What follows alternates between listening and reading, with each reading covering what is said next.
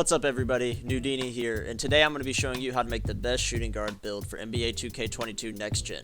Let's get to it. Alright y'all, so now I'm going to show you how to build out this shooting guard build. Now this is, none of this really matters, you just move on, put up whatever you need it as. Now here, you want to make them 6'3", that's kind of like the wave right now for shooting guards, 6'3 to 6'4, that's really all it is right now. 170 weight, lowest weight, so you get the most out of your speed. And your acceleration however you see fit. I'll show you how I build mine out after this. And then 6'9", so that you can get the 93 dunking. Because right now with them taking speed boosting out of the game, dunking is a necessity again. So you need dunking now until they patch the game back to how speed boosting was, because you can't really run left and right, you can't really speed boost, you can't really combo. So that's just kind of how it is at the moment. So now when you come in here, the first thing I always do when I'm making a build, I always go down to speed and acceleration. I kind of work bottom up. I don't know why I work bottom up, it's just how I make my builds. So stamina, you're going to have double Gatorade, so it doesn't really matter. We're going to do 88. Vertical, you got to put it to 85 so that you can get the good contact dunks, like the elite contact dunks, etc, etc. Speed you can put to like 88, acceleration 90. Doesn't really matter, they took speed boosting out the game, so what's the point at this point? You want to put your perimeter, when you move to defense, you want to put your perimeter to 76. The reason you want to put it to 76 is for the fact that you will get silver clamps, and 76 is good enough to stay in front of other shooting guards, other ball handlers. And most of the time you're playing team defense anyway, so it's not like you have to stay on ball like you would as a lock. So that's why you do 76 perimeter defense. Now, for the steal, you want to put your steal all the way to 90. Now, the reason you want to put it to 90 is for the fact that once you get it to 90, you get Hall of Fame Interceptor, which right now is kind of a broken badge in the game. It lets you just play really good defense. It lets you get really crazy passing lane steals, especially when you're getting back on the break, as you should as a shooting guard. It'll help you get those breaks on the steal, or the steals on the break. Sorry, I said that backwards. But it'll help you get the steals on the breaks a lot easier if you can get back and get in the right position. So this is how I would set up my defensive stats. Now for your playmaking stats, pass accuracy 85. Really all you got to put it up to. You need gold bullet. All you need is gold bullet. You don't really need nothing else. It doesn't really matter. All you need is gold bullet. It works just as well as anything else. You don't need Hall of Fame. It's not needed this year. Ball handle, I would put it just to like an 88, maybe a 90, depending on how you want it. But I'm just going to put it to an 88 because then you still get your Hall of Fame tight handles, your gold quick chain, gold stop and go, gold stop and pop, Or stop and pop, I'm sorry, is actually a shooting badge. It was a playmaking badge last year, but you get all the gold badges that you need. Gold unpluckable, you get Hall of Fame tight handles, you get gold hyperdrives, gold handles for days, gold glue hands, gold bullet passer, gold stop and go, gold quick chain, all that. You get all the good badges that you need as a shooting guard. And now speed with ball, we want to put all the way up.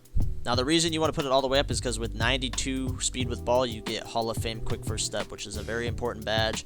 It determines how fast you go left to right. It helps a little bit, even though they took speed boosting out, it still helps. With the fact of the speed boosting, it still helps you move faster left to right. It helps you probably set up your crabs a little bit easier. Quick first step is probably, next to bullet passer, quick first step is probably one of the most important badges for a guard. Next, and then obviously unpluckable, but there's not really plucks in this game, so. Now we're moving on to shooting. So for shooting, first thing you want to do as a shooting guard, you always got to have your three-point as high as it'll go. The highest it'll go on this build is an 88, which is easy to green. This game is not hard to shoot on. If you know your shot, you'll green.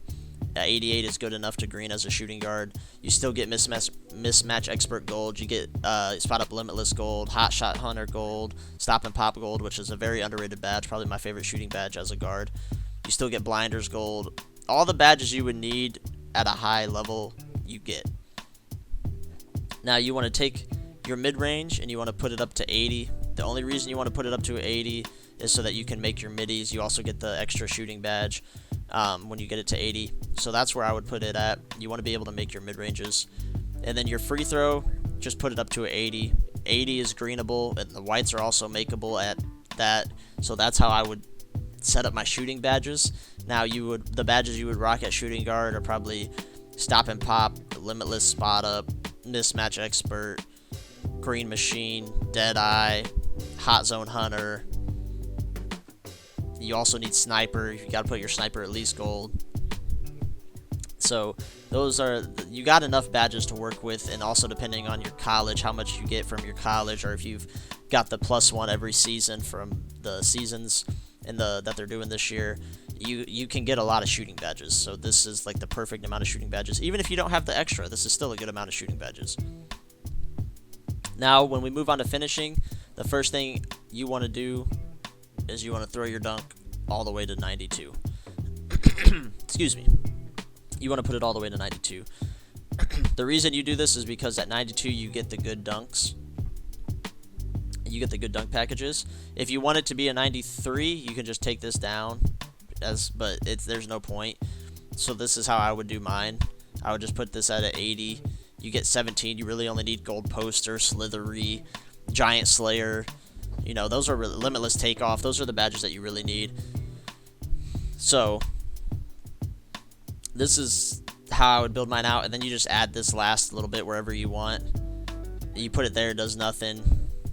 Put your free throw up to an 88 if you're playing Pro-Am. If you're not playing Pro-Am, you can put it somewhere else, but for me, I'm going to put it here so that I have a high free throw, so that in the clutch moments when my teammates hit me and they need me to make a free throw, I can make it. Now, this is how it should look. This is how the setup should be. You get your dunking, you get your shooting, your playmaking, your defense. This build is kind of all around in that aspect, and if you're able to time the right stick dunks when you hold down, who knows what you can do with this build. And then for takeovers, really whatever you want. For me, I always do the double limitless range because it just makes it easier to shoot deep threes when you get your badge.